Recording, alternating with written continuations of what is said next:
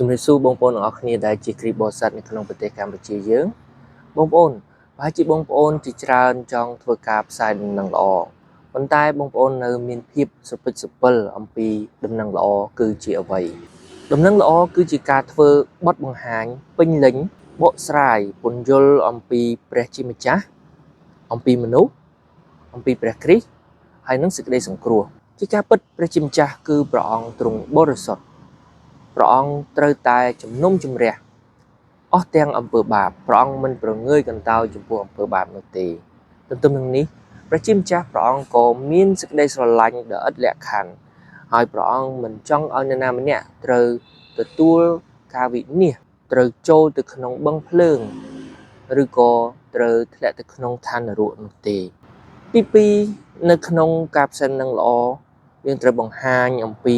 មនុស្សគឺជាអ្នកដែលមានបាបដែលជាមរតកយើងកើតមកគឺមានបាបបន្សល់តាំងពីមនុស្សដើមគឺអាដាមនិងអេវ៉ាហើយជាមួយគ្នាអំពើបាបដែលយើងធ្វើនោះគឺជាការប្រព្រឹត្តអំពើបាបប្រចាំថ្ងៃរបស់យើងផងដែរហើយមនុស្សយើងមិនអាចនឹងសង្គ្រោះខ្លួនឯងនោះទេយើងនៅតែធ្វើបាបដដែលឡើងវិញចំណុចនេះហើយបាននាំឲ្យយើងទៅដល់ទី3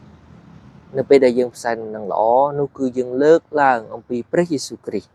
ព្រះអង្គគឺជាមនុស្ស 100% គឺជាព្រះ 100% ព្រះអង្គគឺជាមនុស្សដែលទ្រង់ដ៏ជាព្រះបានសគត់នៅលើឈើឆ្កាងសម្រាប់អំពើបាបរបស់យើងព្រះអង្គរងទុក្ខវេទនាដើម្បីជាធ្នូធូនសង្គ្រោះអំពើបាបរបស់យើង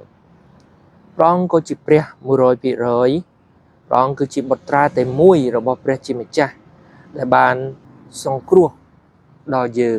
ព្រះជាម្ចាស់បានបញ្ជូនព្រះយេស៊ូវគ្រីស្ទមកតែមួយអង្គគត់ដើម្បីធ្វើជាផ្លូវសម្រាប់អត់ទោសដល់យើងទាំងអស់គ្នាចំណុចទី4ដើម្បីទទួលបានសេចក្តីសង្គ្រោះនោះគឺថាសេចក្តីសង្គ្រោះគឺជាអំណោយទានដែលព្រះជាម្ចាស់បានផ្ដល់មកគឺជាព្រះគុណដែលព្រះអង្គបានផ្ដល់មកមនុស្សហើយតាមរយៈសេចក្តីជំនឿមិនមែនតាមរយៈដោយការធ្វើអីមួយដើម្បីបានទទួលសេចក្តីសង្គ្រោះបន្ទាប់ពីទស្សនាវីដេអូនេះហើយខ្ញុំសង្ឃឹមថាបងប្អូននឹងយល់អំពីចំណុចស្នូលសំខាន់នៅក្នុងដំណឹងល្អនោះគឺយើងត្រូវការធ្វើបទបង្ហាញអំពីព្រះជាម្ចាស់អំពីមនុស្សអំពីព្រះយេស៊ូវគ្រីស្ទនិងអំពីសេចក្តីសង្គ្រោះដ៏ពេញលេញហើយយើងអាចសួរ